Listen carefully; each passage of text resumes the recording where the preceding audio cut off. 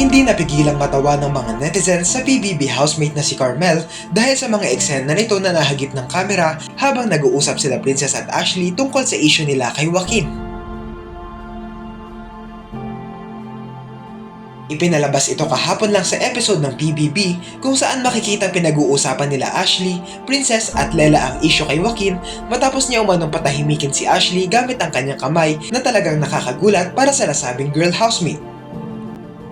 Pinatahimik niya po ako, kuya. Yung singisahan po sa face ko po, kuya. Siyempre po nagulat po kami na ganun po yung naging way po ni Joaquin. Pinatahimik niya po ako, kuya. Yung singisahan po sa face ko po, kuya. Siyempre po nagulat po kami na ganun po yung naging way po ni Joaquin. Habang nag-uusap sila Princess at Ashley ay makikitang napansin ni Carmel ang kamera na nakatutok sa dalawa at mula sa pagkakaupo niya sa gitna ay dali-dali itong pumunta sa gilid para hindi maagaw ang atensyon ng dalawang housemates. Pero kahit pa ginawa niya ito, ay siya pa rin talaga ang napansin ng mga viewers sa kung paano siya umilad sa harap ng kamera. Panoorin nito.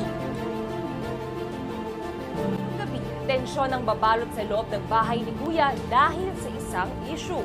Kinakausap niya pa yan, tuloy-tuloy. Yeah. If nagtaas ng ganyan, yung taga-back-back. Sasabi pa yan, tuloy-tuloy. Yeah. If nagtaas ng ganyan, yung taga-back-back. Sasabi pa yan, tuloy-tuloy. Yeah.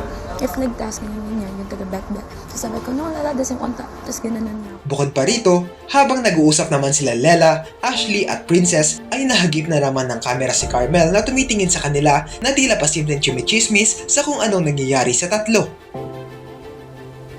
Disrespectful if you put your hands in front of somebody's face. That's what And then, well, is it not disrespectful if you put your hands in front of somebody's face? That's what And then, well, is it not disrespectful if you put your hands in front of somebody's face? That's what And then tell them to not interrupt. You don't do this to someone.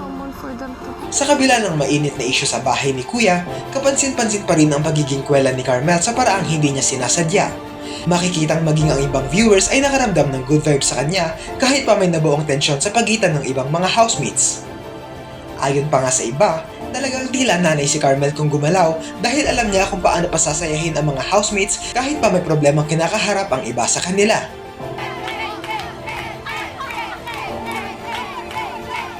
Caprice, mag-walking tayo. Lika dito. Susunod din may salamin. Dito. Doesn't feel May sunod ka sa amin. Dito. like anything.